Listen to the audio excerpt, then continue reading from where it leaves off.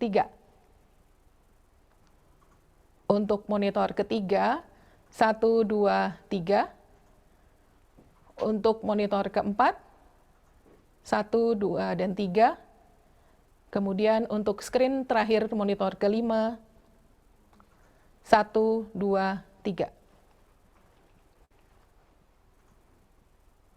Baik, terima kasih. Bapak dan Ibu serta rekan-rekan mahasiswa FEB Unpad yang kami cintai, marilah kita memasuki sesi acara utama hari ini, yaitu sesi paparan dan diskusi kuliah umum yang akan dimoderatori oleh Bapak Rudi Kurniawan, SE MSI PhD. Berikut perkenankan kami membacakan profil beliau. Bapak Rudi Kurniawan, SE MSI PhD, lahir di Pangkal Pinang, 10 Maret 1970, dengan latar belakang pendidikan S1 Ekonomi Pembangunan Fakultas Ekonomi Unpad, S2 Ilmu Ekonomi UGM, dan S3 Macquarie University. Saat ini beliau menjabat sebagai Kepala Unit Internasionalisasi Sekolah Pasca Sarjana Universitas Padjadjaran, serta aktif sebagai dosen Departemen Ilmu Ekonomi Fakultas Ekonomi dan Bisnis Universitas Padjadjaran. Kepada yang terhormat Bapak Rudi Kurniawan, PhD, selaku moderator, kami silahkan untuk memandu sesi paparan dan diskusi kita pagi hari ini. Sebagai informasi, waktu untuk sesi paparan sekitar 60 menit, serta sesi diskusi dan tanya-jawab selama 30 menit. Untuk audiens yang ingin bertanya, dapat menuliskannya di kolom chat dan menanyakan langsung kepada narasumber. Times is your, Pak Rudi. Selamat pagi, Pak Rudi. Good morning. Oke, silakan Pak Rudi. Good morning, everyone.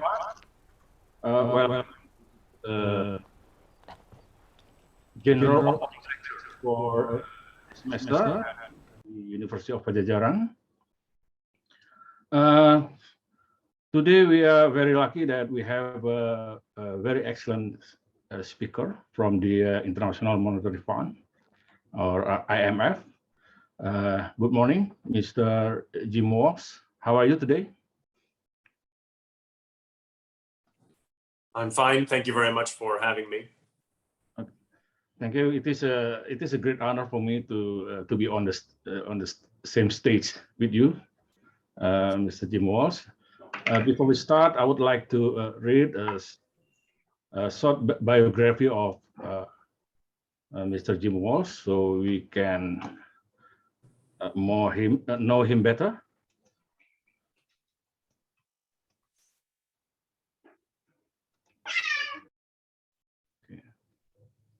Mr. Jim Walsh is a senior resident representative for Indonesia, a senior resident representative of International Monetary Fund for Indonesia.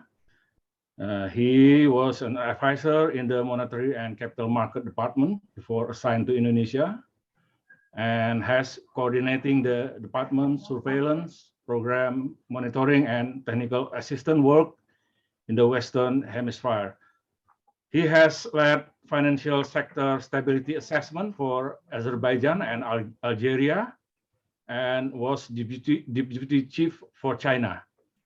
He has also led technical assistance mission on developing monetary policy frameworks and implementing macroprudential policy, and coordinating surveillance work in Asia and Latin America before his current assignment.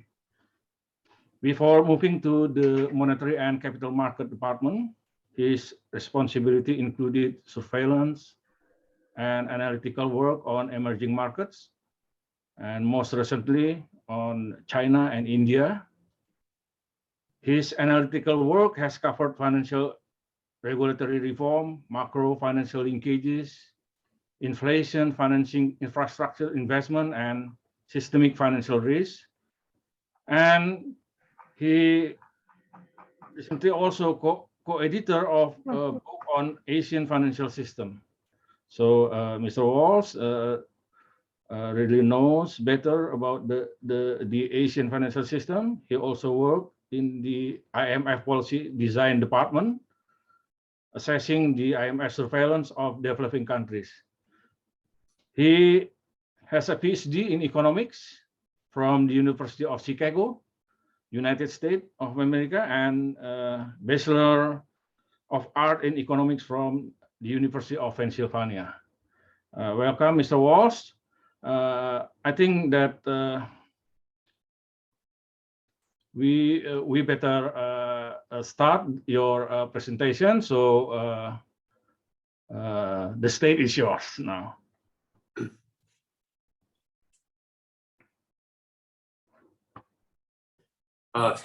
Thank you very much for the introduction, Pak Rudi, and thank you very much to the faculty of University of Pajajaran. I really appreciate the opportunity to speak to everyone today. I will talk first about what the IMF is and how we work with Indonesia. And then I will talk a little bit about the current situation economically related to the pandemic and what we see as the economic prospects for Indonesia and where we see reform priorities going forward and what we advise the government and the central bank to keep doing. So just to get started, to talk about what the IMF is. Next slide, please. The IMF and the World Bank were founded in 1944 at a conference that was intended to try to rebuild the global economy after World War II. Now there are 190 countries represented in the IMF, and in the World Bank. The membership is basically the same. The IMF's goal is to promote international financial stability around the world. It was originally intended to help countries monitor and control their exchange rates. But as the global financial system became more complicated and as more currencies became freely floating, we moved toward advising countries on the kind of economic policies that would help ensure international economic and financial stability. At the same time, the World Bank, our sister organization, covers issues that are related to long-term development. So they are very active in Indonesia and help finance programs in education, renewable energy, health, and other areas. So with the two organizations have almost universal membership. Almost every member of the United Nations is in both countries, and we all work together to try to support economic growth and stability around the world and to make sure that that growth is inclusive of everyone and that it is sustainable. So next slide, please. The IMF does this in three different ways. So first, we provide policy advice to countries. On the one hand, we write reports once a year or twice a year on the developments in the financial sector, developments in government budget policies, and developments in the global economy. The biggest of these documents is our World Economic Outlook, which we publish twice a year in April and October. You can find it on our website if you Google IMF World Economic Outlook.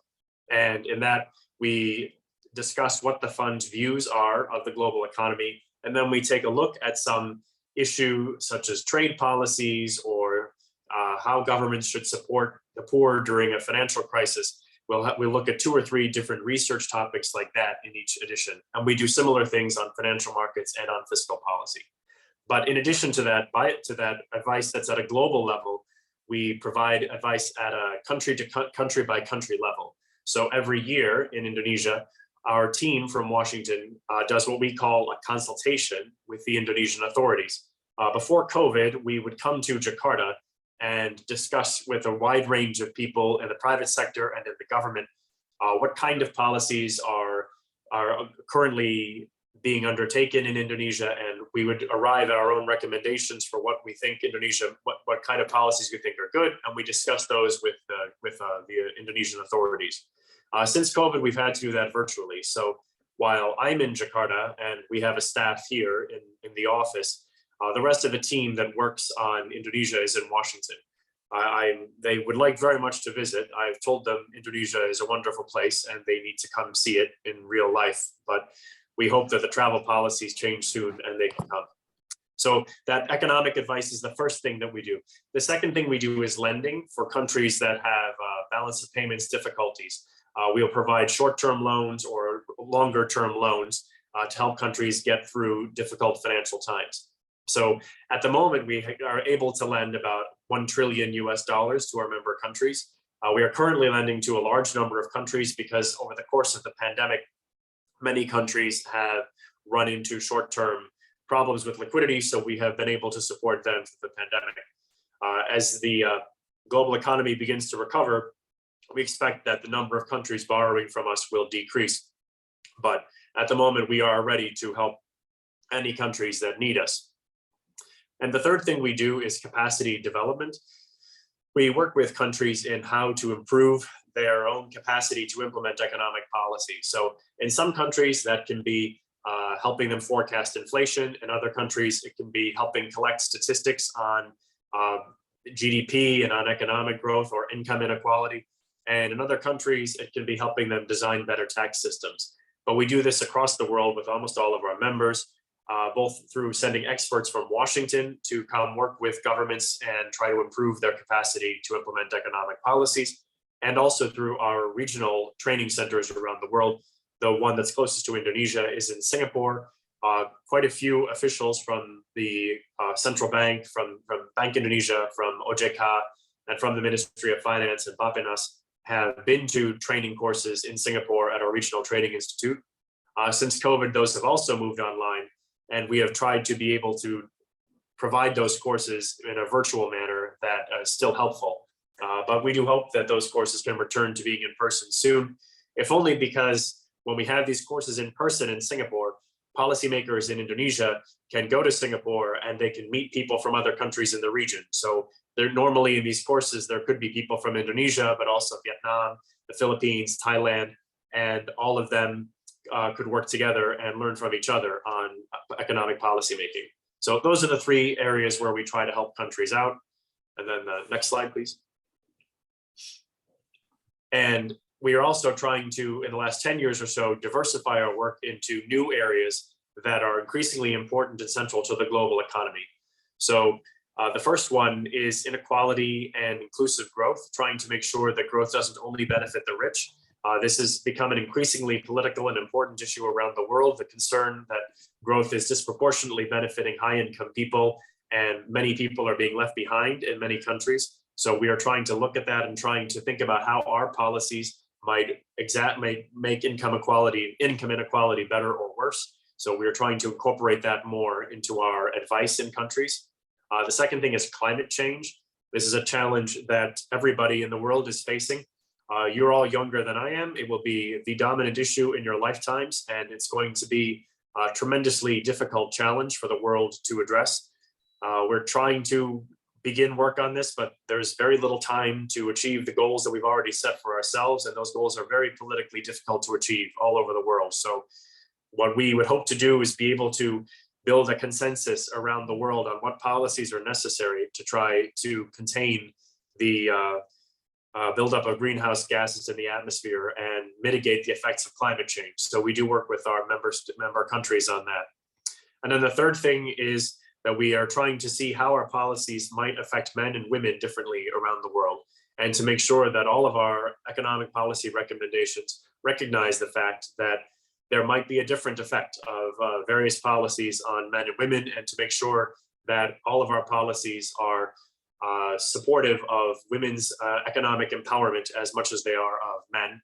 And that's an area where we've been quite active, especially in some emerging markets like India, Egypt, Niger, where gender inequality has been a real issue, and quite a salient one for slowing down economic growth. We want to make sure that everybody's able to participate in the economy and that economic growth benefits everyone. So next, please.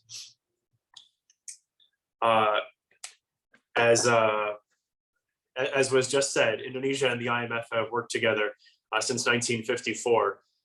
Indonesia was an early member of the IMF and has been in good standing with the fund ever since. The Indonesia Resident Representative Office opened in 1967, so I'm the 21st resident representative here in Indonesia. I'm pretty sure this is the oldest resident representative office in the world, which is quite an honor for me to hold. So I'm very honored to be here, and this is a testament to how closely Indonesia and the IMF have worked together for so long. So as I said before, we do annual consultations with country authorities, where we talk about economic policies and present our recommendations. So the last one that was published in Indonesia was published in March of 2021. We're preparing a new one right now based on meetings that we had in January, and we expect that one to be published in March of 2022. But for the moment, the one we have is from 2020.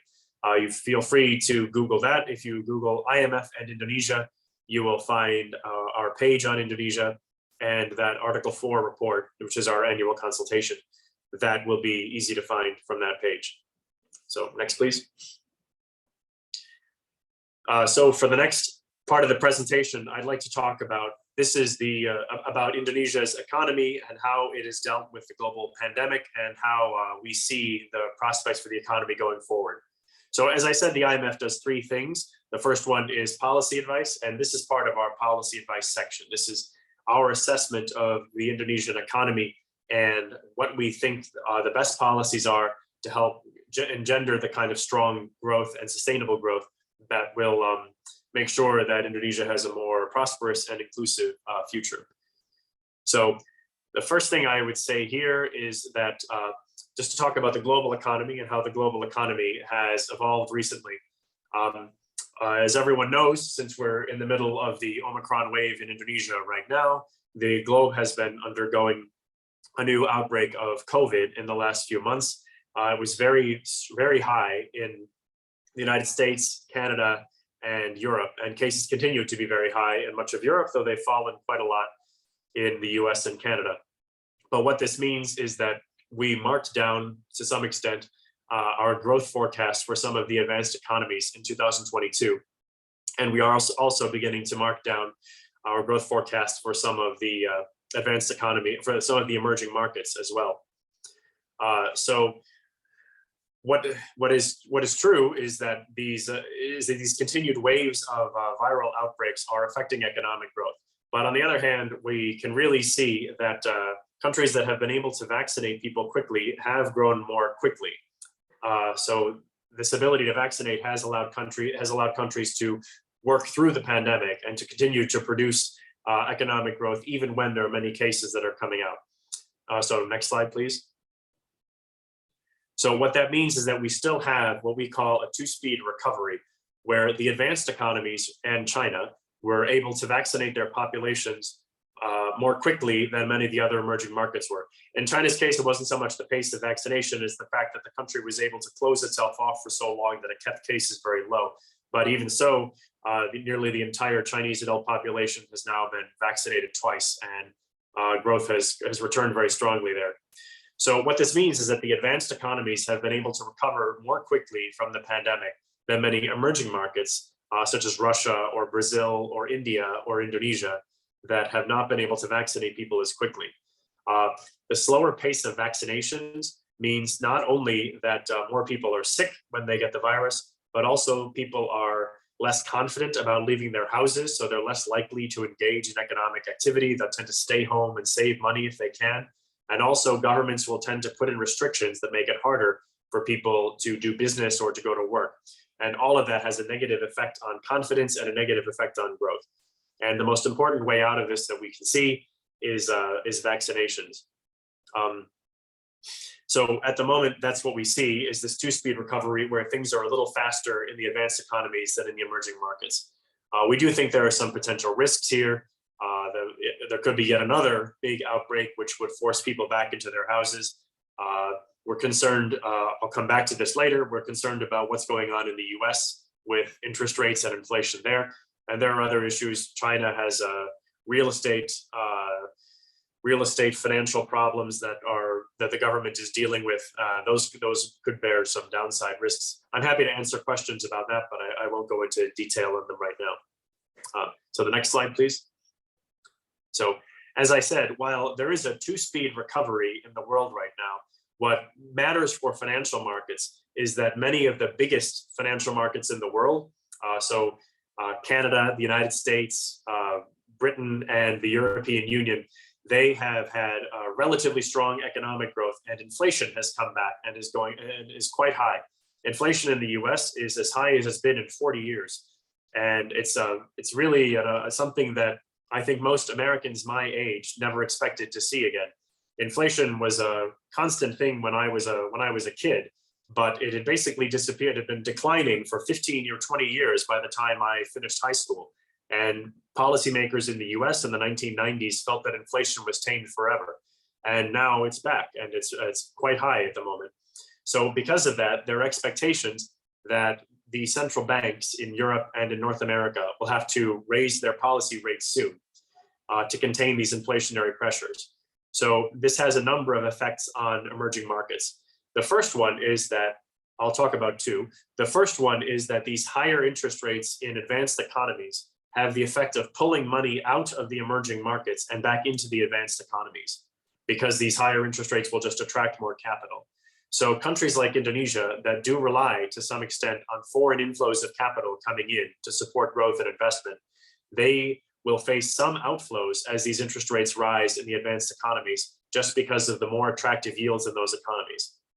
And the other issue is that these tighter, because of that, it's possible that some emerging markets may have to raise interest rates. So Indonesia has not had to do this yet, but Brazil, Russia, Turkey, some other large emerging markets, they have begun to raise interest rates. And the problem is, while the advanced economies are facing strong economic growth and higher inflation, many of the emerging markets do not yet have that strong economic growth that the advanced economies do. So interest rates are being raised at a time when the economy is still weak.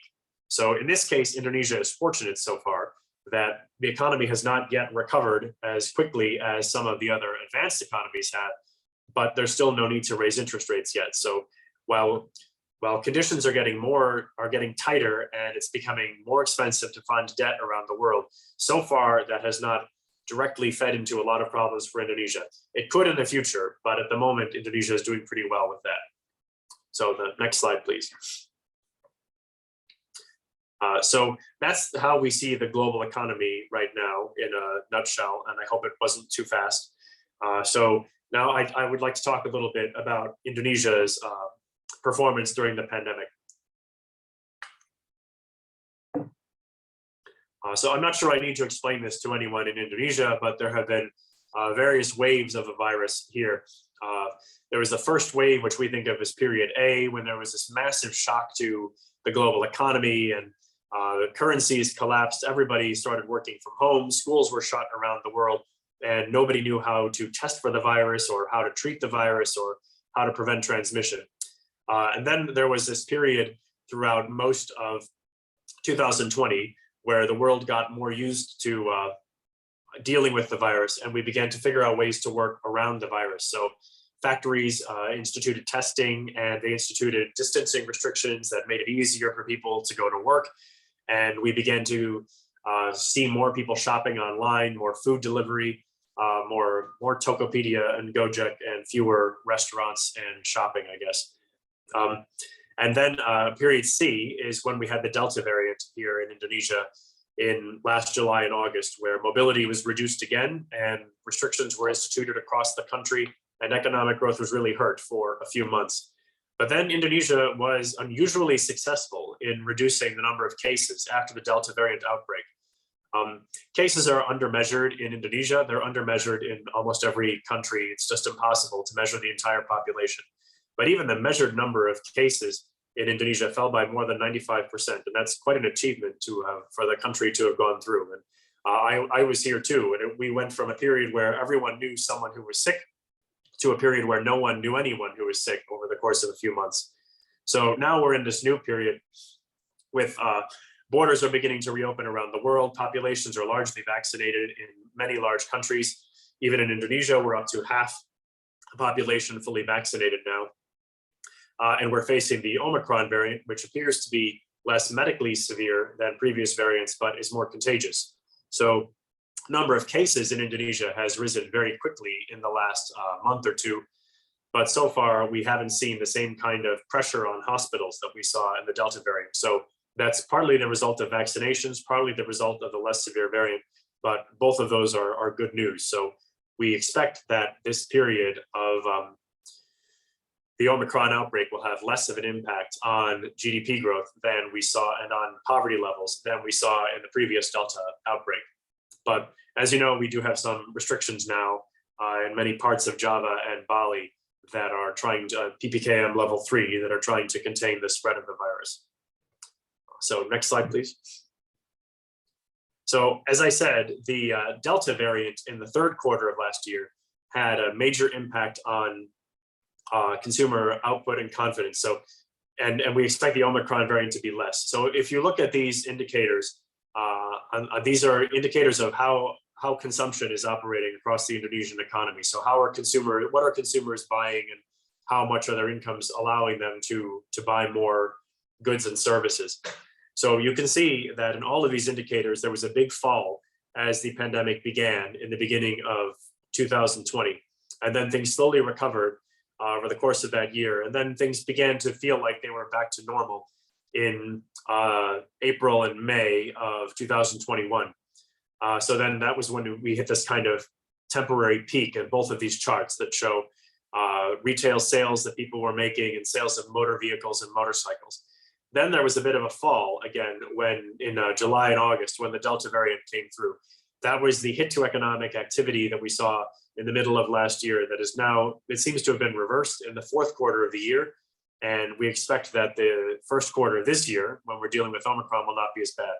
So what I would say to take from this is that consumption growth was very drastically hit at the beginning of the pandemic, and it's been slowly recovering since then.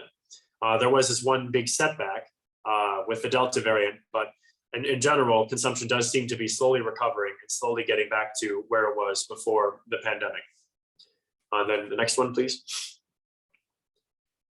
And the other side of this is to think about investment and also to think about manufacturing. So these charts have very similar patterns across all kinds of indicators, but on the left, you can see how the outlook for investment and how investment indicators have fared over the course of the pandemic. So here too, there was a huge fall in the beginning of 2020 as the pandemic began, and then a gradual recovery, which was briefly derailed by the Delta variant, and then things have begun to grow again. So what this would imply is that investment, like consumption, is also steadily coming back, and we would expect that to continue in the fourth quarter of 2021, where we don't have the data yet, and in the first quarter of this year. So it does look like growth is returning.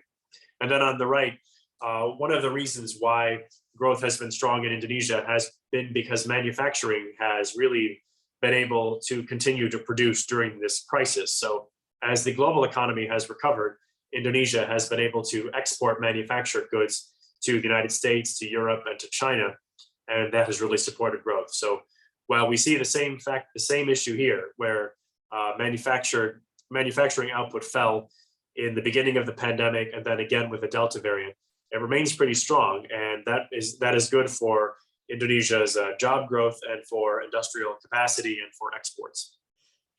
So next, please. So as I said, the strong global economy means that Indonesia's external position has been quite strong, even throughout the crisis. So I would take two things away from this chart.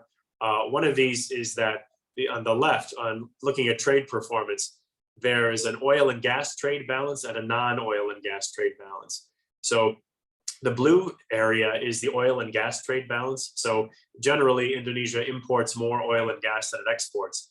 And that has remained true throughout the crisis. Though for the first year of the crisis, it was quite a small imbalance. It is now rising because commodity prices are rising. But if you look at other aspects of Indonesia's trade balance, so non-oil and gas trade, that has been very strong in the crisis. So there are two factors behind that.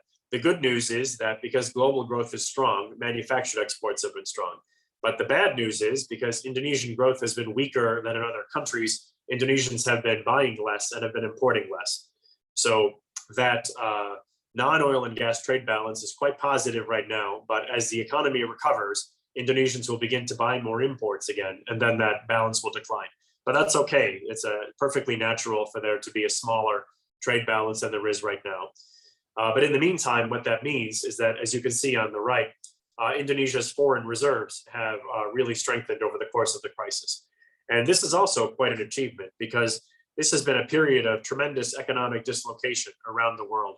And in previous economic crises, so in 2008 during the global financial crisis or in the Asian financial crisis of 1997, we would have seen emerging markets losing a lot of their reserves and having real problems with financial stability. That did not happen this time. Indonesia's economic policies have been very, very strong, very coherent. Bank Indonesia has been very clear about its policies and has really engaged in an excellent bunch of policies to maintain stability.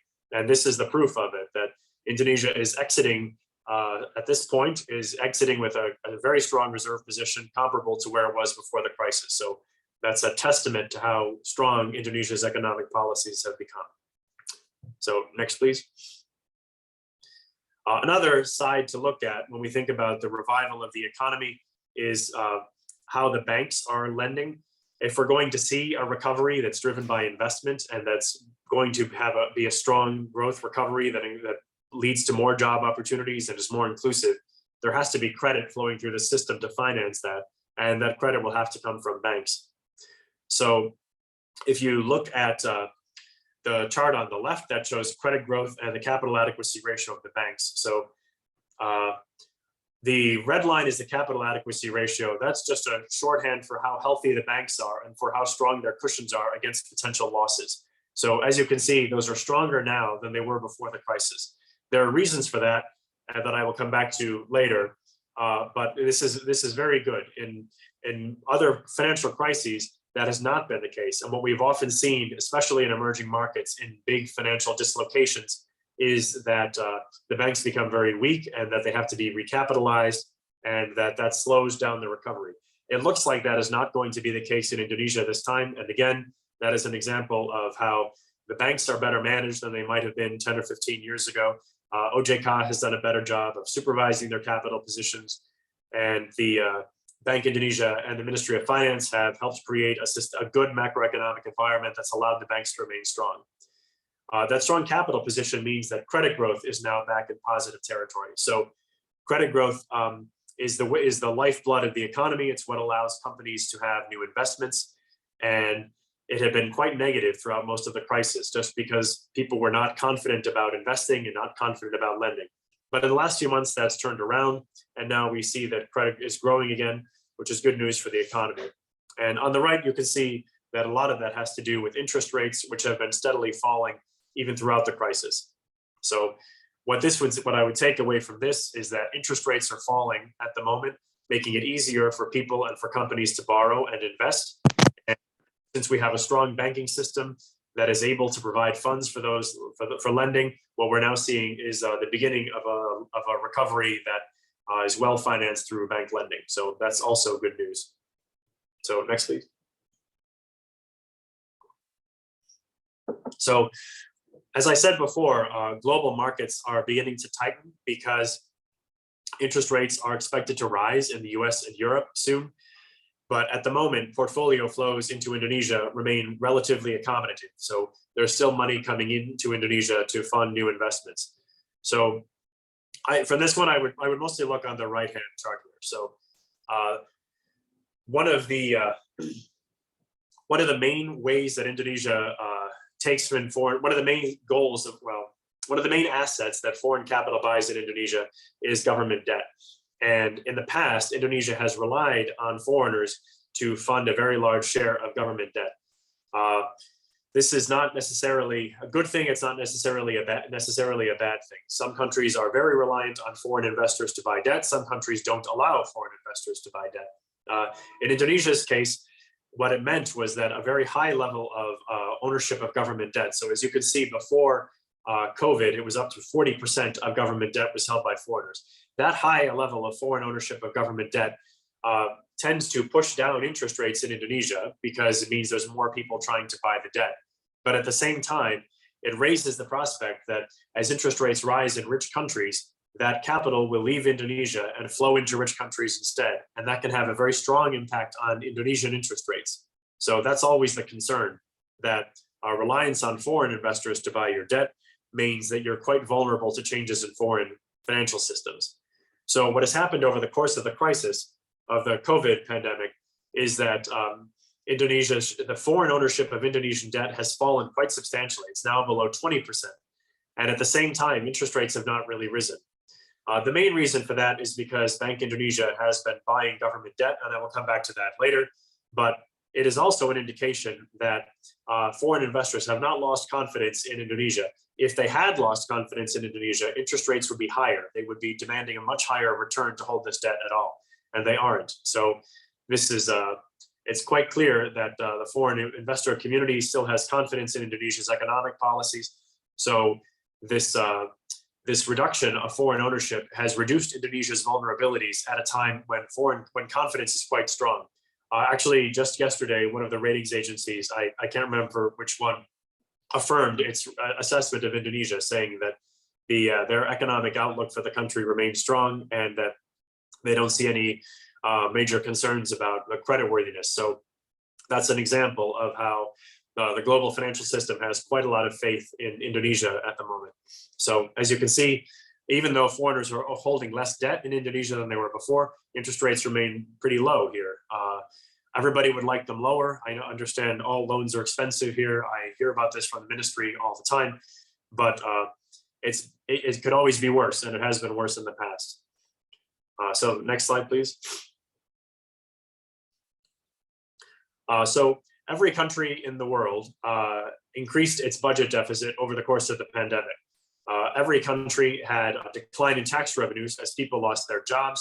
They had to spend more money to support people who were out of work and to try to contain the effects of the pandemic, especially on the poor and on small businesses. So deficits rose everywhere, and Indonesia is not an exception to this. And as people in politics talk about how debt should be consolidated, it is, or how sustainable the debt is, or how large the deficit is, it's important to keep that in perspective. Countries run deficits for a reason, either because you want to invest in the future, or because you're either through education or through building new highways or through investing in healthcare, or because when times are bad, it's okay to spend money and then pay it back later. And times have been very bad during the COVID pandemic. So if people believe that the deficit was too high during the pandemic, then the question is, when should it be high?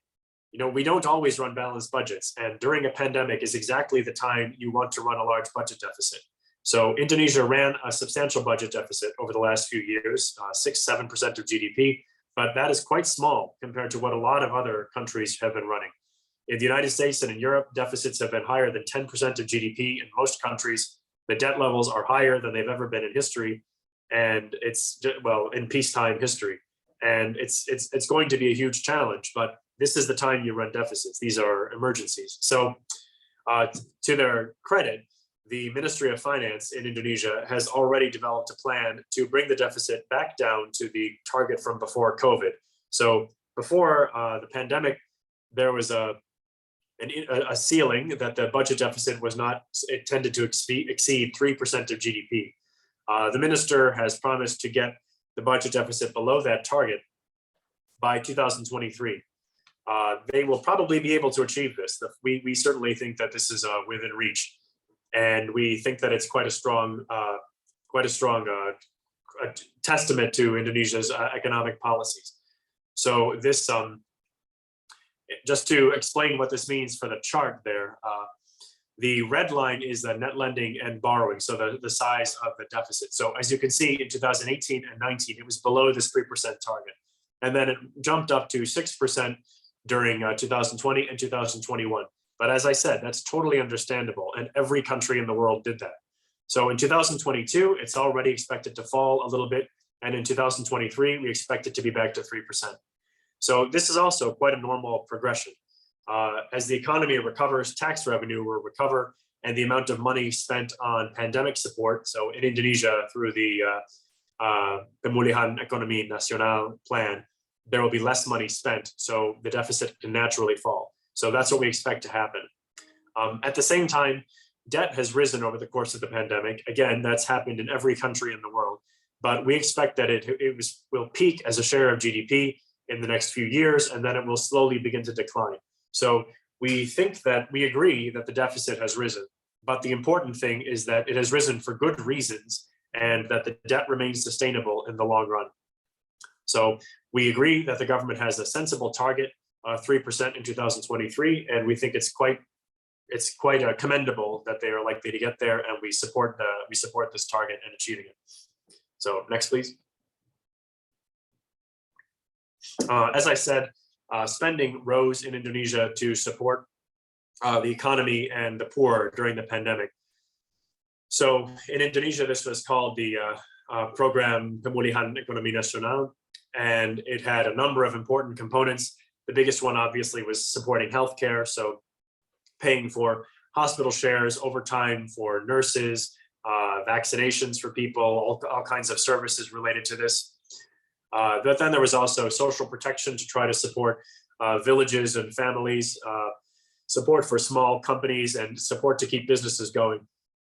These kinds of programs were engaged in by most countries. Some of them had different compositions, but Indonesia's are relatively standard and, in my view, relatively well designed. One issue throughout the crisis in Indonesia, though, has been that not all of the money has been able to be spent. The original amounts that were budgeted were quite large, but it has been difficult, especially at the local level in Indonesia, to spend some of this money. So the reason for this is because you always want to make sure that the money is well spent and it isn't just lining the pockets of politicians and rich people. And it can be difficult to make sure that that's happening. This is a challenge that every country has. Even rich countries have this problem, that you have to make sure that the local governments have enough capacity to implement these policies effectively, to get money out to villages and out to households, and to make sure that that money is going to the right people. So developing the ability to spend money like this is difficult, and it takes a long time, especially in poorer or more isolated parts of the country. So it's really shown up over the course of the pandemic that it's easier to do this in some parts of the country than others.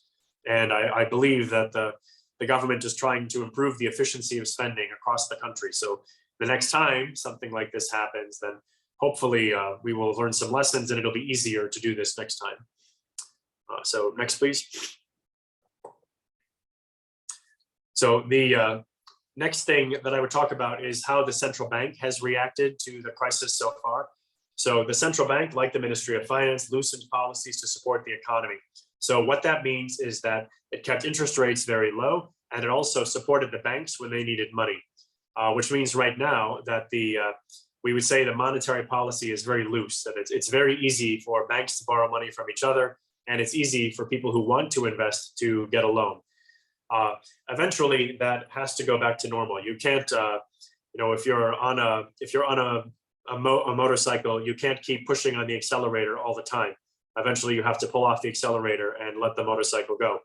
And that's what the BI is now doing. So what they've engaged in a lot of policies, and they have to unwind them at a different pace. If there's specific questions about why they're doing this in the order they are, or why they're thinking about one policy rather than the other, I'm happy to answer them. But what I would say, just as a basic idea of what's going on with monetary policy now, is that they're trying to bring some of the liquidity out of the system right now, to try to make the banking system a little. Right now, it's maybe too easy for banks to borrow money from each other, and the BI is trying to make it a little more difficult. And that is an expectation of the fact that as the global economy recovers and interest rates rise, Indonesia will eventually also have to raise interest rates. And before doing that, they want to make sure that the banking system is going to be in a position where it can sustain higher interest rates. So that's what they're beginning to do through this first steps in monetary policy normalization. So this is raising the reserve requirements is the first step toward making the financial system in a more normal position like it was before the crisis. At the same time, they're also trying to increase the incentive of banks to lend to small companies. That's through macroprudential policies. This is also good to the extent that it supports small businesses. It's not always this kind of requiring banks to lend to small companies doesn't always work very well, but it's an effort that hopefully will be somewhat successful. So next slide, please. So as I said before, the amount of foreign ownership of Indonesian debt has declined a lot over the last 2 years. And that has really reduced the vulnerability of Indonesia to global shocks. So that is a very good development. One of the reasons for this decline, however, which I mentioned, and it's the biggest one, is that the central bank has stepped in to buy debt. So the central banks, we used to think in the economics profession that central bank purchases of government debt would always lead to very high inflation. So it has certainly happened in a lot of countries where governments have run big deficits and central banks have printed money to finance those deficits. It happened in Germany in the 1920s before World War II, and inflation ran into millions of percentage points. It happened all over Latin America in the 60s and 70s. And even when I started at the IMF, I worked on Angola, which is one of the last countries in the world to have this problem. Well, Zimbabwe was right next door and they were doing it too. But there were only a few countries left when I started that were still doing this, where when I worked on Angola, inflation was 80% a year and the government was printing money to fund it. Zimbabwe, which was right next door, had inflation running at a million or 2 million% a year, and it was the same problem. So economists have traditionally thought that central bank purchases of government debt will always lead to higher inflation. But then once economists agree on something, usually we're proved to be wrong. So the Japanese central bank started buying government debt in the 2000s, and Japanese inflation did not take off. Then the United States, the Bank of England, and the European Central Bank started buying debt after the financial crisis in 2008, 2009, and it also did not lead to high levels of inflation. So now it's the turn of emerging markets. So Indonesia and some other emerging markets have begun to buy government debt in large quantities, and so far it has not led to higher inflation. So why it is possible that it's possible that this could go on forever and that it would never lead to higher inflation in Indonesia if the central bank continued to buy government debt.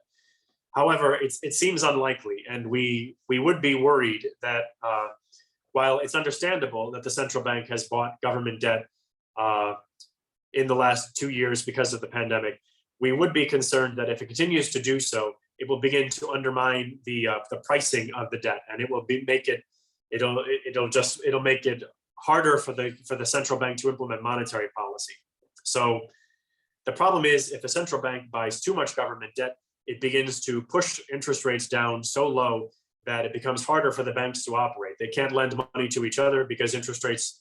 Why would you lend money to a bank when when you can just put money in government debt? Well, sorry, I'm probably getting too technical here, but if the central banks continuing to purchase government debt can eventually make it undermine the ability of the central bank to implement monetary policy. Because on the one hand, it's trying to keep interest rates low for the government, but on the other hand, it may need to move interest rates up and down in order to control inflation. So if it's always trying to keep interest rates low, that's inherently inflationary.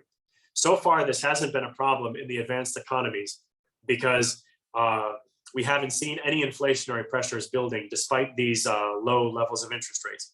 But now we are seeing these inflationary pressures in the advanced economies. So the central banks in the advanced economies have begun to stop these purchases of government debt, and we'll see they're going to have to raise interest rates perhaps by more because of this. So in Indonesia, our concern is just that while so far there isn't any damage from doing this, it's possible that this could begin to undermine the central bank's ability to control inflation in the future. So the central bank and the Ministry of Finance are aware of this risk. And the last time they issued an arrangement to talk about these purchases of government debt by the central bank, they said that these purchases would end by the end of 2022.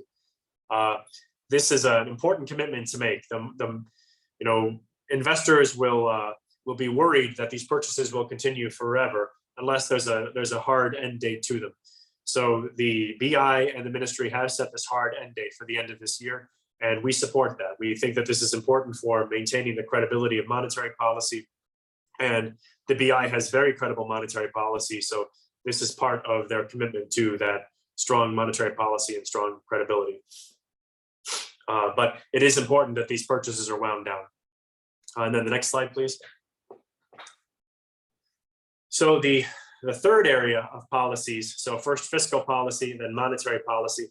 the third area of policies where the authorities have supported the economy has been financial regulation. So a lot of companies have begun to lose money during the pandemic. If you think about it, restaurants, hotels, travel agents, anybody dealing with in-person services, they've had a hard time during the course of the pandemic. So a lot of businesses have run into problems.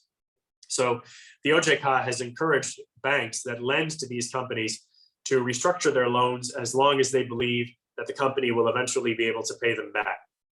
So these loans are called restructured loans. And if you add those restructured loans together to the loans that are already late or are quite well overdue, that now adds up to about 22% or maybe a fifth of the total loan stock outstanding in Indonesia.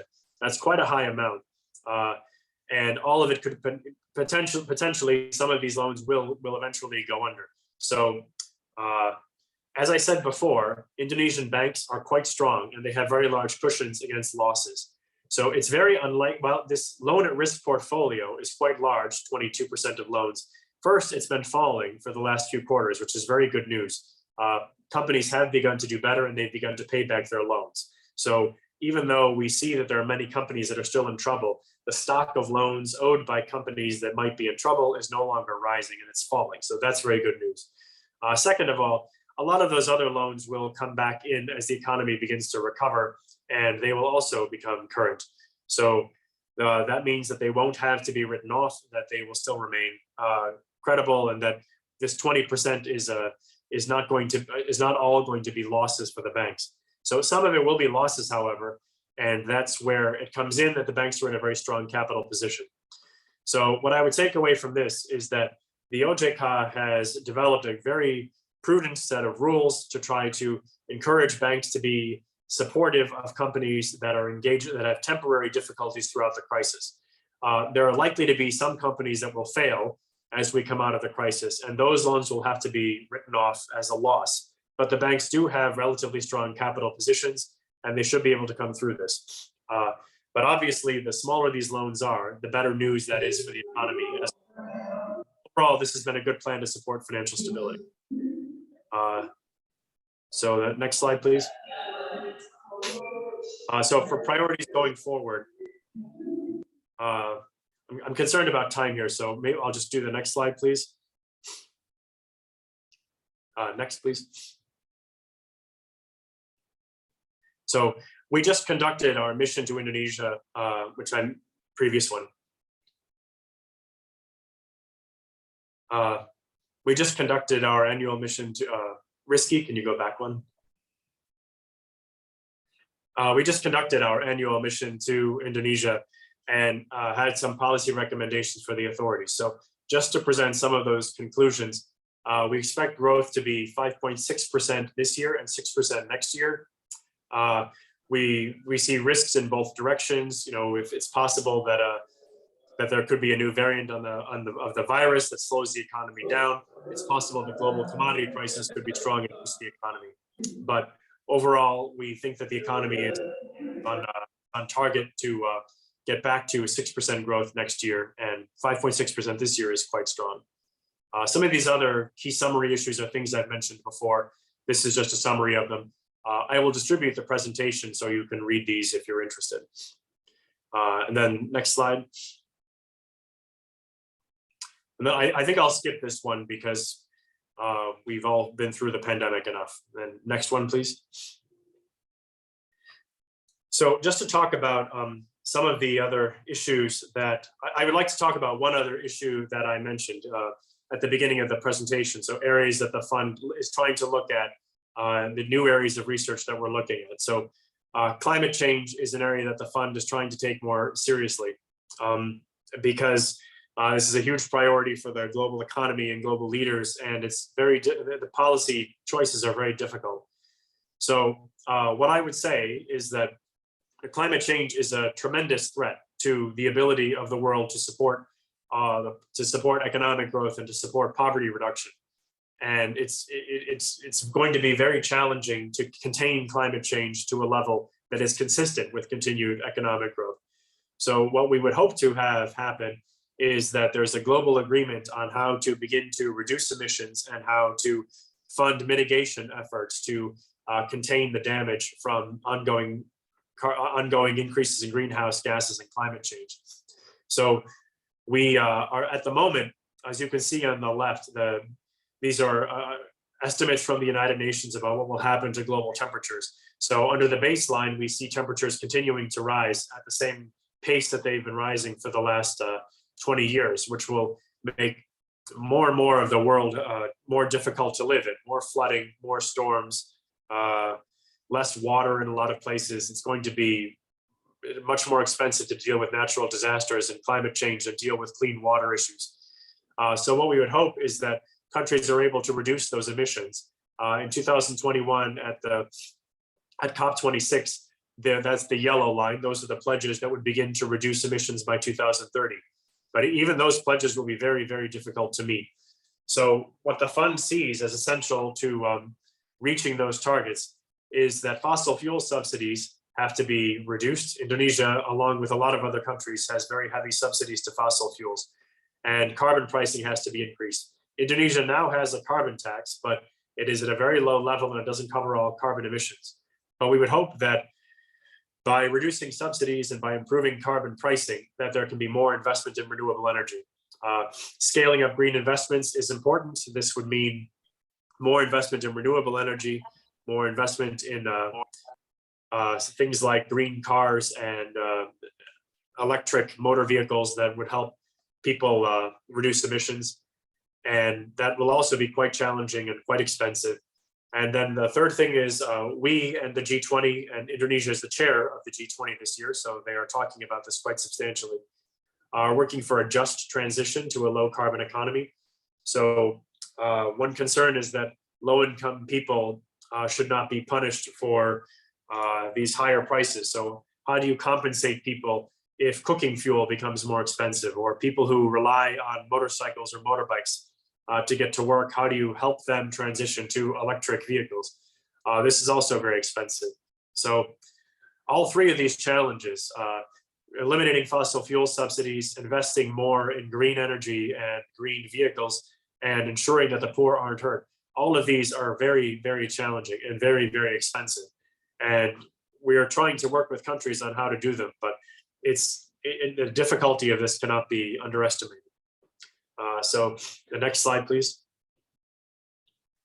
So the first thing I would say is that the shift toward renewable energy is beginning, but it really is only beginning. You can see that on the left, the reliance that people have on coal, and how are things like coal and diesel priced relative to what would be consistent with climate change commitments. So as you can see, the darker red a country is, the lower that particular commodity is priced relative to what we would want it priced to be consistent with lower emissions. So not to pick on Russia, but Russia is a big country and it's very clear on the map. What this would say is that diesel is priced very low in Russia relative to what it would have to be priced at to reduce emissions. And coal is also priced quite low relative to that. Natural gas and gasoline are a little better. Or to take a better case, if you look at Canada, which is also big.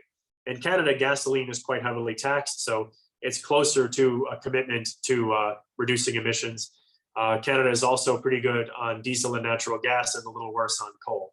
So Indonesia is harder to see in this, but coal and diesel are underpriced here quite substantially relative to what kind of prices that would have to exist to really reduce emissions.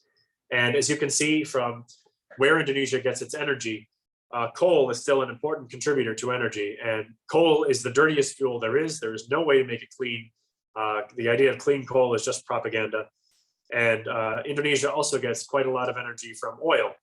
The first few times I came to Indonesia, I was scuba diving on islands off the coast of Sulawesi. And it's really noticeable that in places like that, and even in small towns and some of the outer islands, the only real source of fuel is diesel. And that's something that is going to be very difficult to change. Sooner or later, we'll have to figure out a way to get solar there, or how to tie these isolated places into grids. None of this is going to be easy in a country that's big and diverse and has a lot of isolated areas. All of this is very challenging.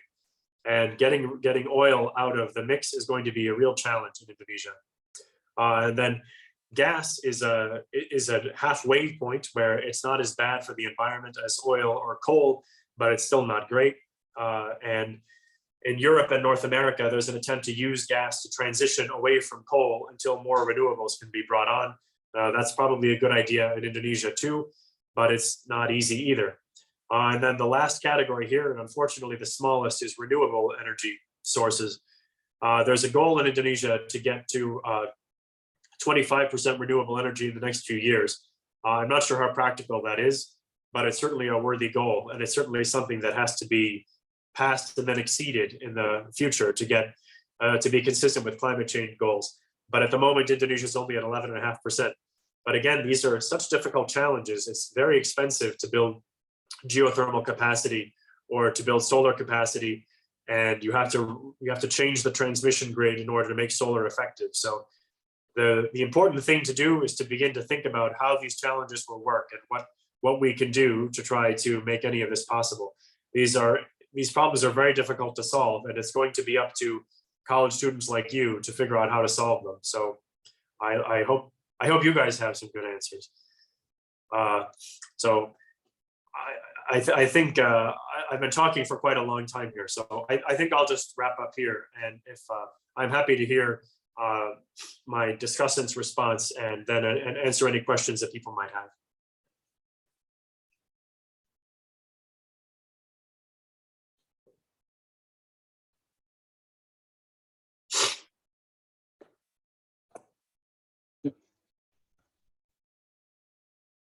Okay, thank you, James, for your excellent presentation about the economic process that is going on in Indonesia and also all over the world. So we have a very good expectation about the prospect of the economy in the next future. James, I've been told that I should make some comments on your presentation, but in Bahasa Indonesia, in Indonesian language. So I'll start to give my comments. Bapak, Ibu sekalian, jadi demikian tadi presentasi yang sudah disampaikan oleh Pak James Walsh mengenai apa yang sedang berlangsung di dalam perekonomian Indonesia saat ini. Dan jelas tadi bahwa kita sedang dalam proses menuju recovery. Recovery itu artinya kita kembali lagi menuju kepada posisi sebelum terjadinya krisis, dan setelah itu, setelah ekonomi pulih kembali dan kemudian kita siap untuk tumbuh kembali untuk menuju tingkat kesejahteraan yang lebih tinggi. Jadi kalau boleh saya share ya screen ya, saya screen sedikit.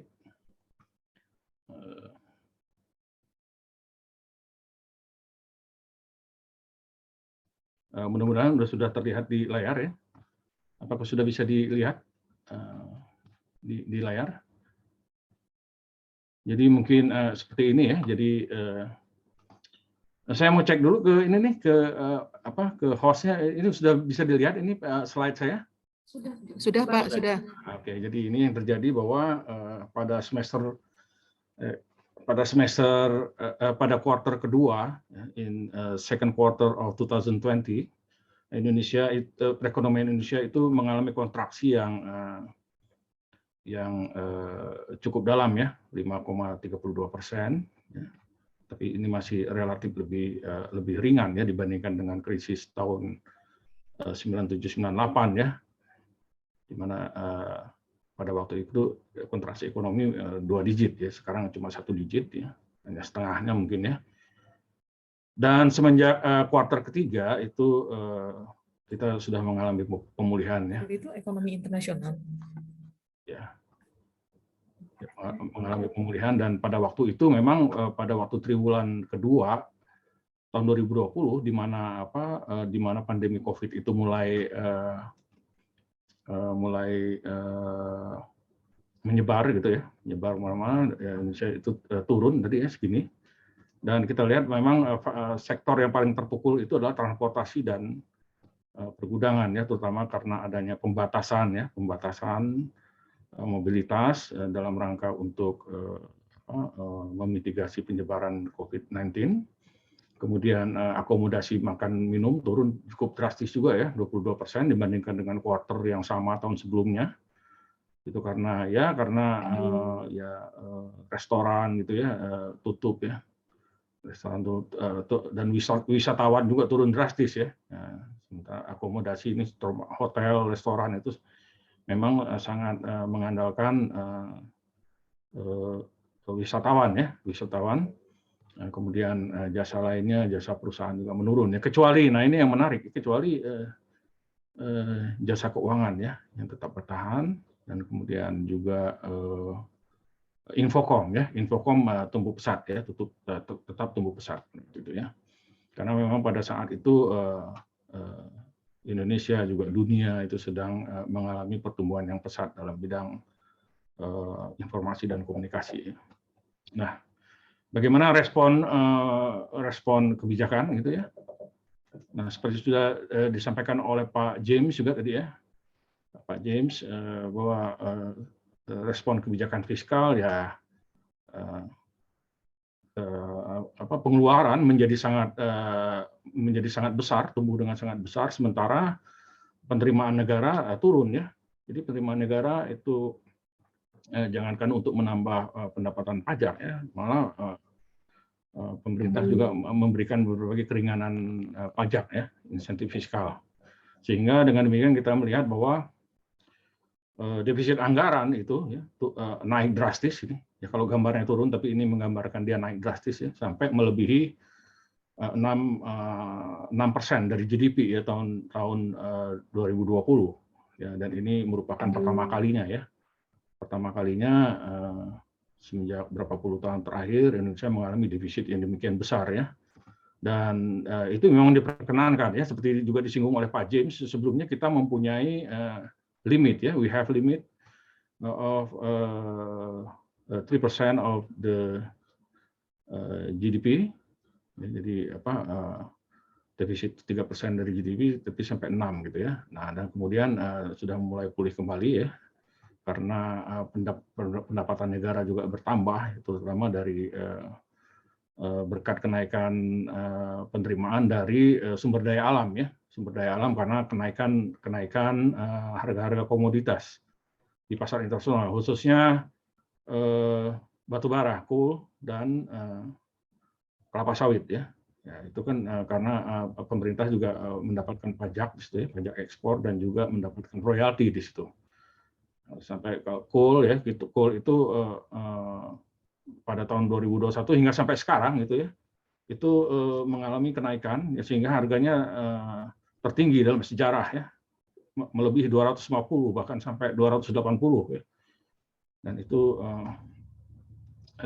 merupakan windfall ya. Jadi seperti rezeki nomplok pada saat kita mengalami krisis seperti ini, dan pemerintah mengalami kesulitan keuangan, kemudian itu adalah rezeki nomplok yang membantu melonggarkan beban keuangan negara seperti ini. Dan juga kalau kita lihat terutama sekali pengeluaran negara itu meningkat untuk program pemulihan ekonomi ya. Tahun 2020 itu fokusnya adalah untuk menyelamatkan nyawa manusia dulu ya, dan untuk mencegah agar perekonomian itu tidak terjun bebas gitu ya, krisis terlalu dalam, mengalami krisis yang terlalu dalam. Nah, kemudian 2021 ya juga pengeluaran terutama untuk kesehatan juga mengalami kenaikan karena pada waktu itu mulai muncul varian Delta ya. Nah, tahun 2022 itu alokasi anggaran untuk PEN, untuk program pemulihan ekonomi nasional direncanakan untuk turun gitu ya, untuk turun karena keuangan pemerintah juga terbatas gitu, nggak mungkin terus-menerus seperti itu ya, sehingga sejalan dengan pemulihan ekonomi, alokasi anggaran juga diturunkan ya. Nah, kalau kita lihat kebijakan moneter itu, kebijakan moneter menjadi ekspansif gitu ya, semenjak mulai COVID itu suku bunga acuan kebijakan bank sentral yaitu BI 7-day repo rate itu diturunkan gitu ya, diturunkan sehingga memberikan stimulus bagi perekonomian ya dari sisi moneter untuk terus bergerak, tapi juga tidak bisa diturunkan lebih jauh lagi ya karena ada keterbatasan, karena untuk menjaga stabilitas nilai tukar dan mengendalikan inflasi gitu ya. Jadi demikian respon kebijakannya. Nah, jadi sekarang yang tertinggal adalah bahwa pemerintah itu akan mempunyai beban hutang yang lebih besar gitu ya, lebih besar untuk kemudian akan membebani anggaran untuk pelunasannya dan juga untuk membiayai recovery yang lebih lanjut dan untuk mendorong pertumbuhan ekonomi yang lebih lanjut ya. Nah, ini ada pertanyaan menarik ya. Utang yang sedemikian besar itu bagaimana? Apakah akan dilunasi? Ya, dilunasi? Kalau dilunasi itu akan mempersempit fiscal space ya, ruang fiskal dari pemerintah untuk mendorong pertumbuhan ekonomi yang lebih lanjut gitu ya. Karena Indonesia perlu pertumbuhan ekonomi yang lanjut ya, yang lebih tinggi lagi karena untuk membangun infrastruktur dan juga membangun manusia ya, karena pada sekitar tahun 2040 itu kita akan mempunyai bonus demografi ya, yang bila tidak disiapkan dari sejak awal gitu, itu mungkin akan dari tadinya mungkin potensi mungkin bisa menjadi masalah gitu ya. Nah, seperti itu. Jadi utang ini bagaimana? Nah, ini mulai berkembang pemikiran-pemikiran bahwa bisa saja utang itu dihapuskan ya, dihapuskan. Jadi artinya selama ini kan utang itu diberikan oleh bank sentral ya. Kalau istilah awam itu mencetak uang gitu ya. Mencetak uang ya, tapi uangnya nggak benar-benar dicetak gitu, bukan lembaran-lembaran uang itu, tapi kalau zaman digital sekarang itu kan itu hanya berupa akun ya, akun yang berisi catatan-catatan berapa tagihan dari Bank Indonesia kepada pemerintah gitu ya. Nah, apabila ini menjadi beban itu mungkin ada pemikiran ya dihapuskan saja ya, karena toh dia membantu untuk menyelamatkan perekonomian gitu. Itu pemikiran yang kontroversial juga ya. Nah, tapi sementara itu pemerintah itu seperti disinggung oleh Pak James itu mulai melakukan konsolidasi ya, konsolidasi fiskal gitu ya. Jadi untuk meringankan beban fiskal karena tidak bisa terus-menerus defisit itu tinggi gitu ya, karena itu akan mengganggu kesinambungan fiskal ya, fiscal sustainability yang nanti akan menurunkan kepercayaan ya, kepercayaan kepada prospek perekonomian Indonesia ya. Jadi seperti itu. Dan kalau kita lihat di teori, secara teori gitu ya, memang defisit fiskal pada masa sulit itu adalah sesuatu yang wajar ya.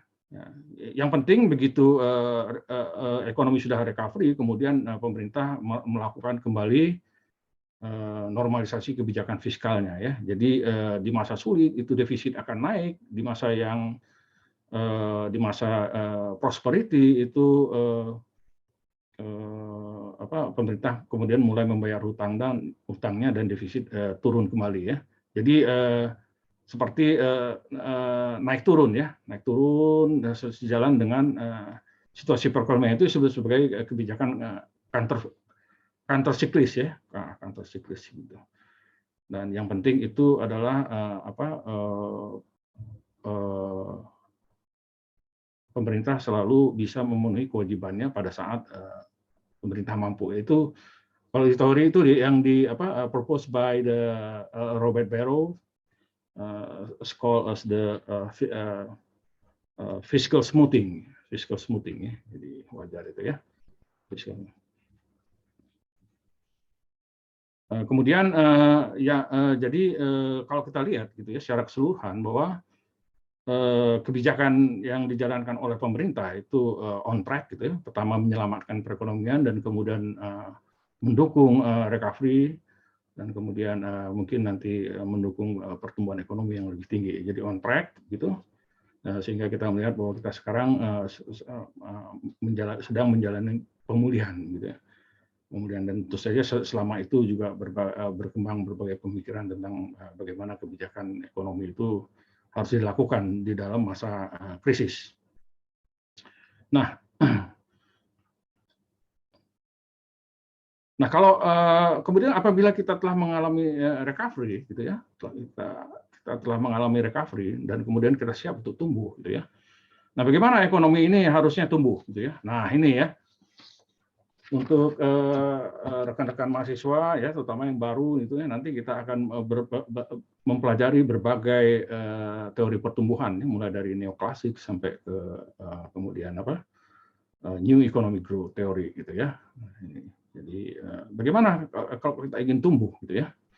Nah, kalau kita ingin tumbuh berarti kapasitas kita untuk memproduksi barang dan jasa juga harus naik. Bagaimana itu bisa naik? Ya kita butuh capital yang lebih banyak, kemudian sumber daya manusia yang lebih baik, itu lebih produktif. Dan ya nanti kalau teman-teman melihat di teori pertumbuhan ekonomi neoklasik Solo ya, kita mulai dari neoklasik aja dulu. Teknologi itu berperan penting gitu ya dalam meningkatkan, dalam mendorong pertumbuhan ekonomi ya.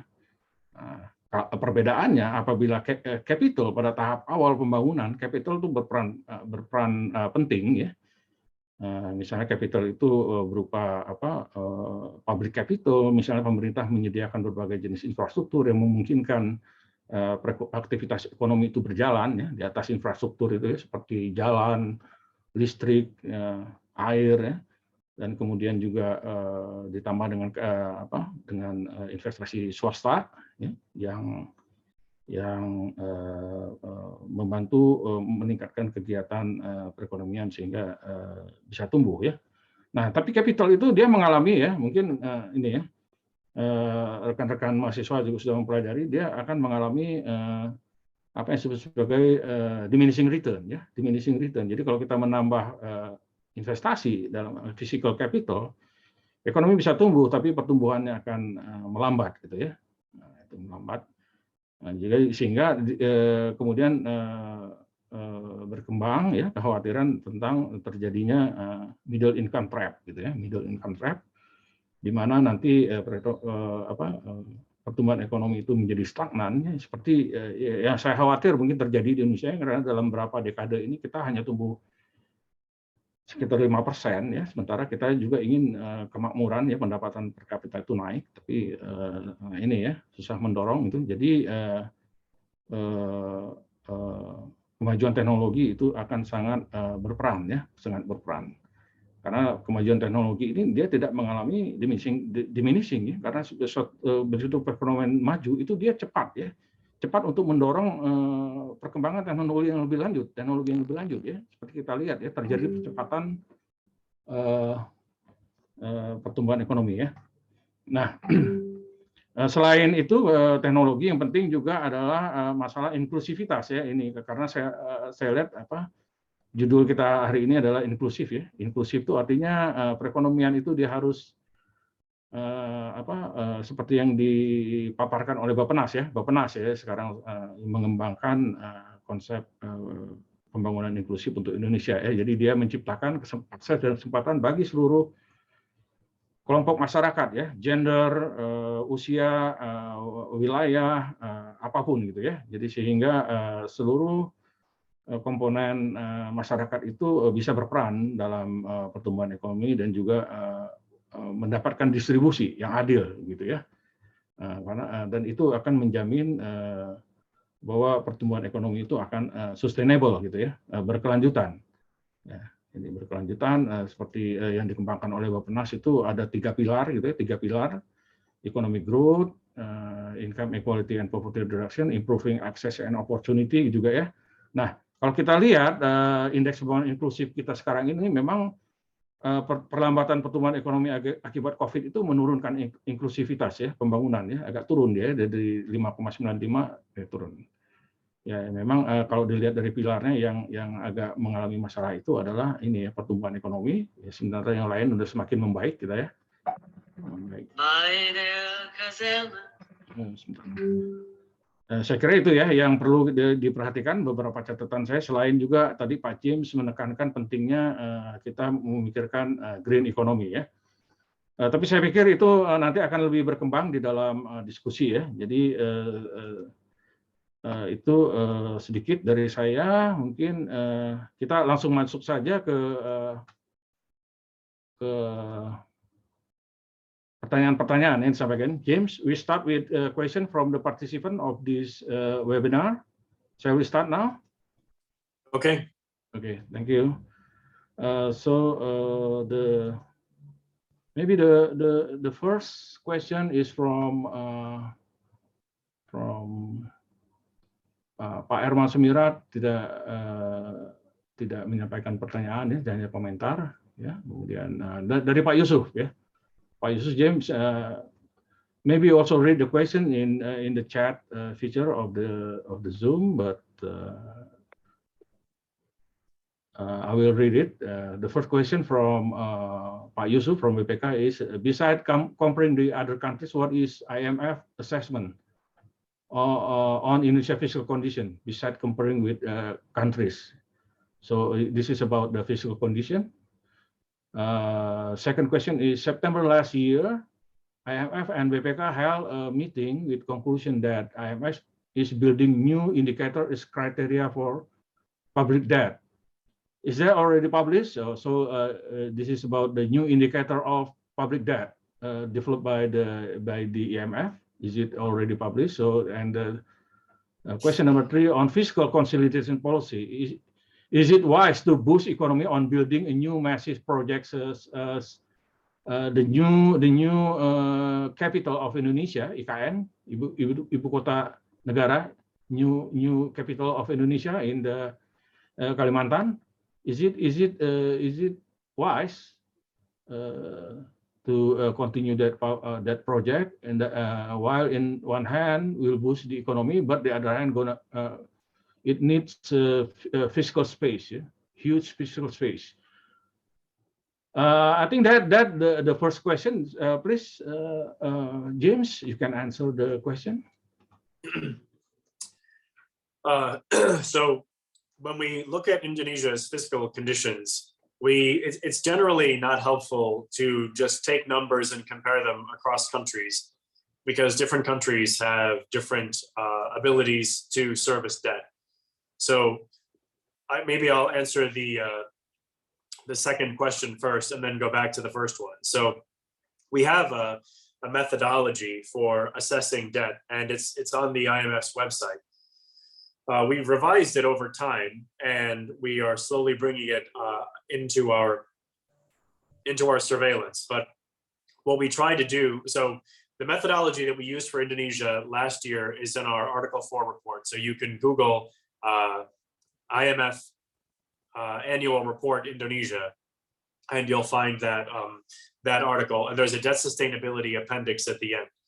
But what we do is we look at the amount of debt that the country has, and we try to see how the debt relates to GDP growth, how high the interest rate is, and how the debt would react under different scenarios. So what happens if the deficit suddenly rises? What happens if interest rates rise?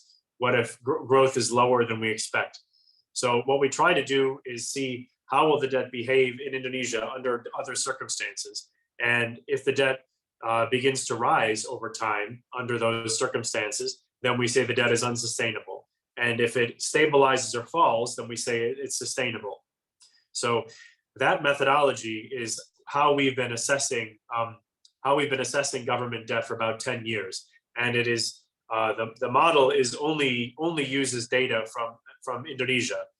So we are now changing the methodology to be a little more detailed. and to look at debt sustainability over the short term, over the medium term, and over the long term.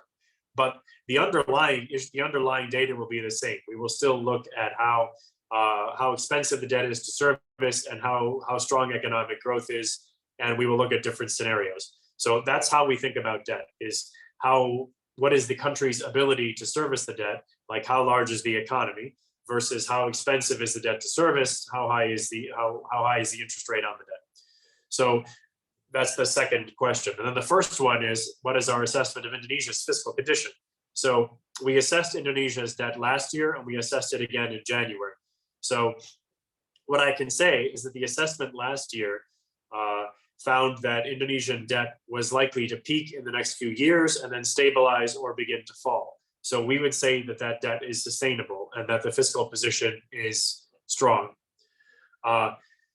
This year, we haven't published the results yet, so I can't talk about them. But what I can say is that those simulations are based on our macro forecasts. And what has changed since a year ago is that we're expecting growth to be basically the same.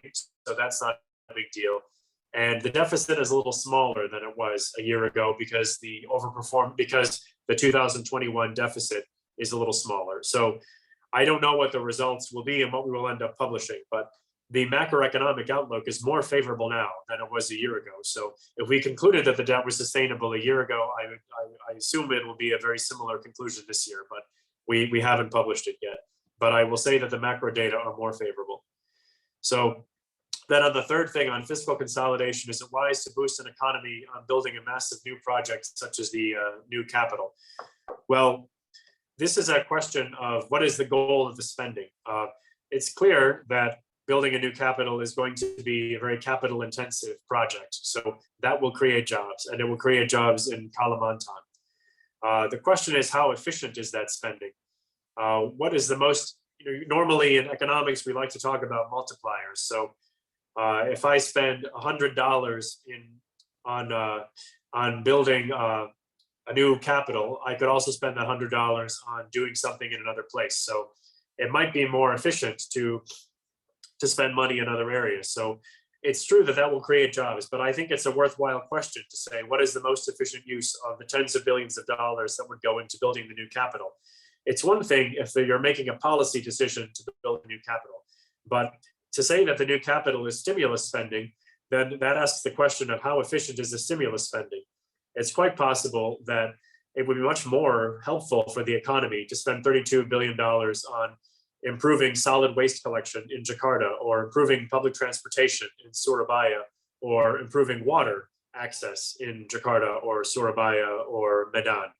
So I think in that case, the relevant question is not whether building a new capital is stimulative. It will be stimulative, but will it provide as many new jobs, and will it provide the same economic long-term benefits as infrastructure projects in other parts of the country? I think that's not the same. That's a different question. Thank you, James. Now we move to the second question. It is from Ibu Ersa. Ibu Ersa is also a lecturer at the Department of Accounting in Unpad. So this is about the performance of the financial sector. Jim, how do you see the condition of the non-performing loans among Indonesian banking in 2023? Would it be significantly different from there is a significant difference between big bank, small bank, and rural bank. Does IMF any research about non-bank financial institutions such as insurance industry in Indonesia? So this is about the condition of the financial sector in Indonesia, which is the very field of your interest, Jim. So NPLs are quite low in Indonesia. I don't remember the exact number, but between 2 and 2.5%, I think. So that is not a specific challenge. The question is going to be how many of the restructured loans eventually become non-performing. So the stock of restructured loans is very large. So even if half of those loans become non-performing, then that would be a big increase in the stock of NPLs. So when I talk to bank analysts and other people, and to the other people who follow the banks and to the banks themselves, I get the impression that among the very large banks, it's extremely unlikely that we'll see a large number of these loans become non-performing. The view among the rating agencies and among bank supervisors and among the banks themselves is that the stock of NPLs will not really jump when these restructuring policies end, at least among the large banks. Small banks and rural banks, I don't follow them as closely because there's more of them, and my focus as an economist with the IMF is supposed to be on the whole economy rather than on the smaller banks. We pay attention to the big banks because they can be so disruptive to the system. In general, smaller banks and rural banks tend to be more exposed to small borrowers, and those small borrowers are less. They tend to their default rates are higher among small borrowers in general. So I would normally expect higher default rates among those small borrowers than among the bigger borrowers. And because the small banks and the rural banks concentrate their lending in those areas, it wouldn't surprise me if NPLs were higher there. So are NPLs going to be high enough after the restructuring guidance ends that it would be a risk to financial stability? In the large banks, I think that's very unlikely. And because of that, probably not for the economy as a whole. It is quite possible that at some of the smaller banks, it could be an issue. The risk management might not have picked up at some of these smaller banks that many of their loans could become non-performing. That's much harder to guess beforehand. So the OJK is presumably working with all of the banks, the small ones, the large ones, and the rural ones, to try to contain these risks. But just based on the kind of loans that they make, it is likelier that the smaller banks will run into more trouble than larger banks. But I have no specific information about the portfolios of any individual banks. That's just based on what I know about other countries and what I know about the banking system here. But I know nothing about any specific bank. And then on non-bank financial institutions, I'm not sure we have any research on this area because the NBFI sector here is quite small. We definitely view the NBFI sector as a development priority for Indonesia. We're looking forward to seeing the new financial omnibus law, which should have measures to try to increase the development of the insurance sector and investment fund sector. All of those would be good for financial stability and for growth in Indonesia because it would make it easier for the government to finance budget deficits it would create a new market for long-term investors in government debt. So that would smooth out the demand for government bonds and make it easier for the government to finance its deficits. And also it makes it easier for people to smooth consumption over time. I mean, the development of insurance is an important thing. People should be able to have access to money in case a family member passes away. And there should also be products that help people if there's issues with health or with automobiles. These are risks that people should be able to insure against. So we do believe that the development of the insurance industry is a real priority, but I don't think we've done any research specifically in Indonesia on it. Okay, thank you, James. Now we continue to next question from Siti Rifani Nur Aila. She's a student at the accounting department, batch 2019. This is about that. The IMF provide policy advice for countries in the world, and that advice is a truth teller. Would you please elaborate what is meant by the truth teller of the policy advice from IMF? Well, my boss is the head of the IMF's Asia Pacific Department. His name is Chan Yong Ri. And Chan Yong always says that the IMF's role in Asia should be like a family doctor. So if you're not feeling well, or even if you are feeling well and you go to get a physical, you go to see your family doctor. And the family doctor tells you the truth. He says, your blood pressure is kind of high and you're probably eating too much fatty food and you should probably exercise more. So it's up to you to take that advice and to do with it what you want. And you can certainly have your own opinions, but the fund is most helpful to our members when we give them honest advice and when we tell them the truth about economic policies. So at the moment, I think we're in a good position with Indonesia because we support what the government is doing and what the central bank is doing. These are, in our view, very well designed and consistent policies. There's always the possibility that our views on this might change. You know, the same way when you go to see the doctor and the doctor says, I still think you're eating too much sugary food and you should exercise more, and you say, well, I think I'm exercising enough. It's not too much sugary food. So, you know, we sometimes have different opinions, but I think what we hope is that because we offer honest advice and we offer support when it's necessary, that countries will still come to us for our advice and still take it seriously. Okay, thank you. There are still some questions that we are running out of time, but I think we should address some of the questions which is very important, such as from Pak Budiono. Pak Budiono is a lecturer also at the Department of Economics. This is about the realization of the PAN, why it is so slow, and it is in the two PAN program, it is always below the budget. What do you think the cause of that slow realization? Well, Padahal mah enak-enak buahnya teh marura dehnya. I don't know the details of all of the categories.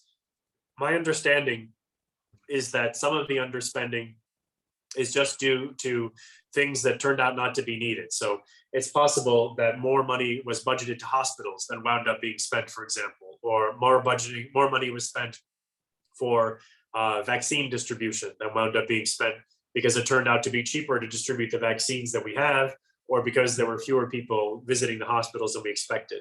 That's understandable. You know, it's prudent to make sure that you have enough money, and sometimes that means some will be left over.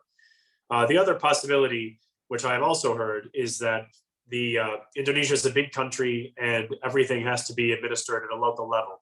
You know, it's too big to do everything centrally. So local governments have to spend some of the money and the central government passes it down to them.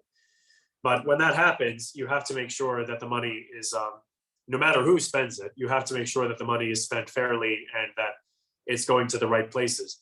And that can be hard to confirm in a lot of places. And the central government requires a certain level of transparency from the local governments. And my understanding is that not all of the local governments are able to spend the full amount of the money that they're given. So some of that could be for perfectly honest reasons. It could just be that some of this money is supposed to go to villages with a population of fewer than 500 people. And there just isn't a census of where those villages are. Or some of this money is supposed to go to shelters for homeless people or something like that. But it turns out that there aren't enough shelters that can absorb the money. So each shelter gets the maximum amount and there's more left over. There can be perfectly honest reasons why local governments can't spend money. It could also be that the local governments have to prove where they're spending this money, and it's difficult for them to prove that they're spending it correctly. You know, it might be that there's the cost of compliance and the cost of making sure that the identity numbers of all of the poor people match up to a centralized database. Those kind of costs can be very high. And I used to work on India, which is also very big. It's massive. And they had a huge number of very large social programs. I mean, they would have social programs that were distributing money to 500 million people at a time. And programs like that, it's just, you have to rely on local governments to do it because the logistics are so large. But then just the cost of the local government of doing this can be very difficult. So I assume those are the main reasons. There's no reason to think that money is being wasted. As far as there's always going to be some wastage in government, but I think that it's just that it's hard to implement these programs quickly and transparently. Okay, thank you, Joe. The next question is about the green economy. That maybe I think what is the impact of the implementation of a green economy for the economic growth, especially the local economic growth in Indonesia, because there has been a suspicion that the implementation of green economy might halt or might reduce the economic growth?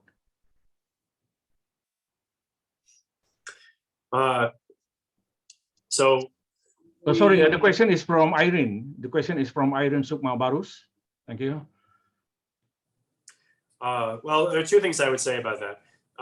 The first one is that a world without green economic growth is going to be a world with much hotter temperatures, much more air pollution, much more severe storms, more flooding, and more natural disasters and more mudslides.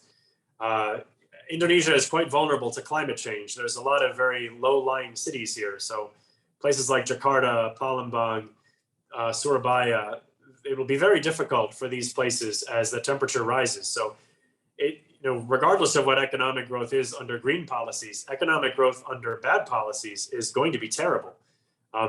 If the temperature around the world keeps rising like this, it'll be harder and harder for us to grow food. Rainfall will become less predictable, so it will be harder to make sure that rice crops come in, or rice crops will be reduced. We'll have to plant new varieties of rice that we won't know as much about. It'll become harder to raise livestock, especially large livestock like cattle. So a brown economy is not a great economy either. So that's the alternative you have to look at. The green economy, there are always going to be transition costs. All of them are expensive. But there are things that can be done relatively easily. Putting solar panels on roofs is a very inexpensive way for people to generate green electricity. And that's something that Indonesia should do much more of. Shifting over to electric vehicles is going to be expensive, but it creates less air pollution. Jakarta is one of the most polluted cities in the world, and if in terms of air pollution, and if people were able to shift to electronic motorcycles and electronic cars here, you'd have a lot less respiratory disease in Jakarta and a lot less heart disease. All of that would be good for economic growth and for human welfare. I'm not saying it's easy, but it's not that the status quo alternative that we have is not good either. That's the problem. Thank you, Jim. So this is about the sustainability of development in the future. Yeah. So Jim, may I ask for your additional time, maybe 1 or 2 minutes for the last question about the geopolitical tension that developing recently? Would it be a challenge, a serious challenge for the economic recovery? This is all quite new. This issue with Ukraine. I don't know. I mean, the main risk that seems to be, well, there's two things I would say. The first one is we can already see the effect on oil prices from this tension in Ukraine. That there's already concerns that Russian oil exports could suffer, or the Russians might refuse to sell natural gas to Europe, and this is all making the energy markets very uncertain. Russia and Ukraine are also both large exporters of wheat. I think they're the two largest exporters of wheat in the world, or maybe it's just I think they're among the two largest exporters. If they go to war, then that would probably reduce their exports and further raise commodity prices and hurt the global economy. So there's this issue on commodity prices from those two countries. And then just the uncertain, I mean, a major country like Russia going to war with another large country like Ukraine, that just hasn't happened in a very long time. So I don't think anybody can forecast what the impact would be on global economic confidence and on opportunities. It would be tremendously disruptive and terrible for the people of Ukraine and the people of Russia. So thank you, James. That question and your answer conclude our webinar today. So thank you very much, James, for your presentation, and we are very glad and very honored having you here today. So good luck for you and stay healthy. Thank you very much. Dan saya kembalikan acara ini ke panitia ya. Makasih Bu Eka, karena kita waktunya sudah lewat nih ya. Seharusnya kita jam 12.07 sudah selesai. tapi banyak pertanyaan yang menarik. Makasih. Thank you, James. Thank you very much for letting me speak today. It was very interesting. I enjoyed hearing your response, and it's always interesting to hear questions. So Yeah. we'll send out my presentation, and thank you again for this opportunity. Yeah, I hope that we will meet again in this forum like this in the near future. Thank you. I hope so too. Thank you.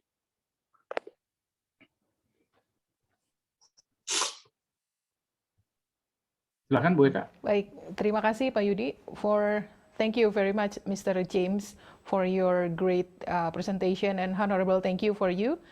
And Pak Rudi, acara saya ambil alih kembali Bapak dan Ibu dan juga hadirin sekalian. Kita memasuki sesi berikutnya yaitu penyerahan sertifikat apresiasi kepada narasumber kita siang hari ini yaitu Mr. James P. Walsh. So Mr. James, would you like to open your camera so Pak Rudi would give you some appreciation of certificate to you. Please, Pak Rudi.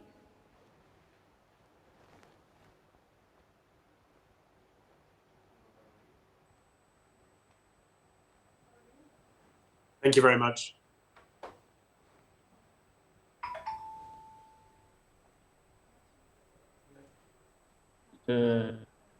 Saya menyampaikan. Ya Pak. Silakan Pak Rudi. Oke, Mr. James. Pak James, I call Pak James. This is the certificate of appreciation from the Faculty of Economy for your great participation today. Thank you very much.